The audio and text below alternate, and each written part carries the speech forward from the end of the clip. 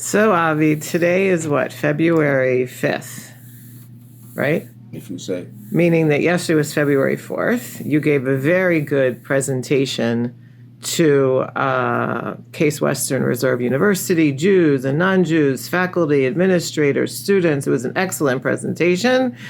I did notice that some people were on their phones, and as soon as they stopped and they came up to you and they told you what had happened, what happened during the session last night? Well, it was the first press conference with President Trump and Prime Minister Netanyahu. President Trump threw a bomb, sort of speaking, saying that the United States will take over Gaza Strip. And that, of course, resulted in an enormous aftershock wave already. So what was your first reaction when you heard that?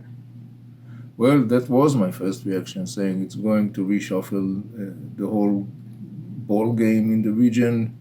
It's going to result in enormous aftershock waves, and we are just in the very early phase of watching those aftershock waves. So you're all about predictions. What is your prediction? Where does this go?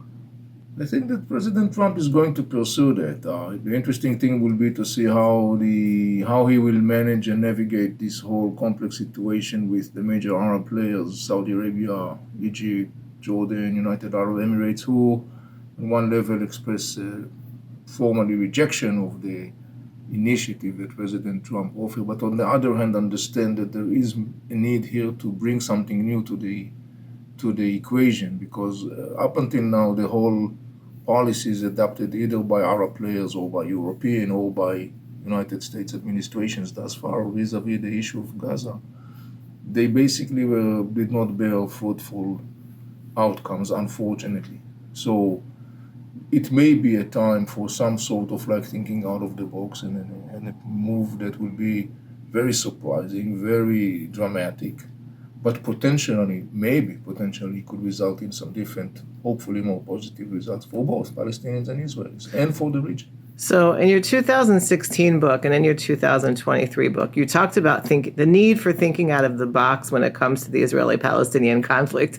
Was this is, like you said, thinking out of the box. Was this ever something, did you ever imagine that this kind of thinking out of the box might be on the table?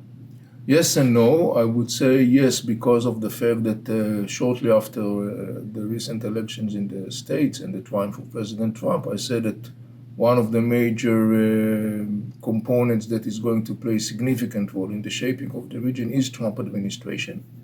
Though I did mention that in the region, many view Trump as unpredictable. I quoted one of the Arab analysts that actually wrote an article and said, Trump is back, buckle up. So I think that to a large extent it was an accurate observation. And no, because I was thinking out of the box and I was thinking in a little bit different direction. But again, the common denominator is that I was saying it must be something that is out of the box, because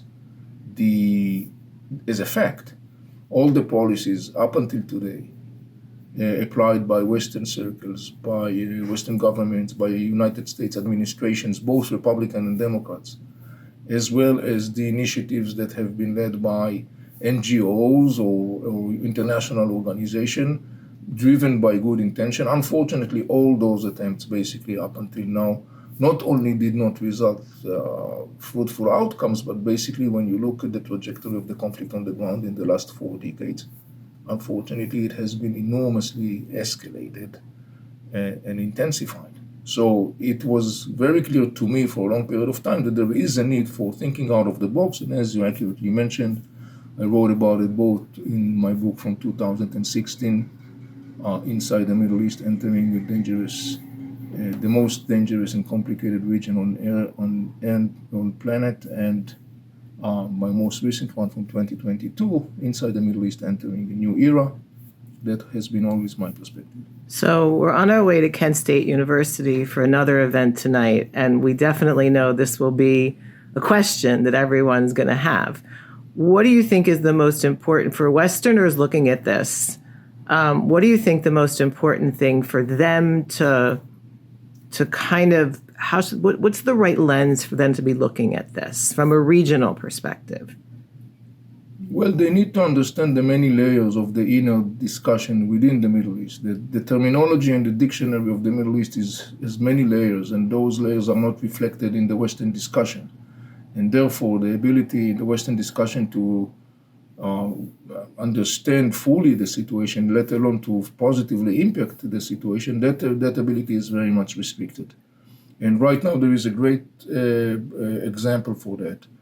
In the context of Trump's suggestion vis-a-vis Gaza. I have been listening to Western discussion following Trump's suggestion or statement.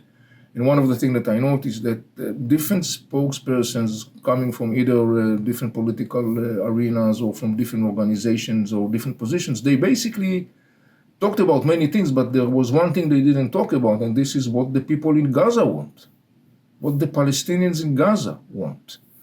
And since I am following the information and have the ability to access the information because I'm fluent in Arabic and I'm following very strictly what people in Gaza are saying, it's very clear that many people in Gaza, and for very good reasons, want to have a new future. They want to have a future of hope and prosperity.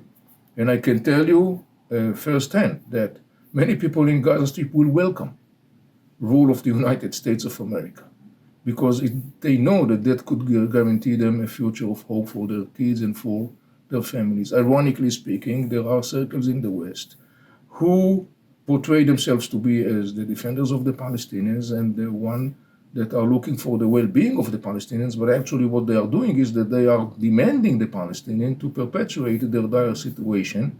This is, of course, very intriguing, not to say a paradoxical approach. Thank you. Well, on to Kent State, where I'm sure it's going to be a really interesting conversation.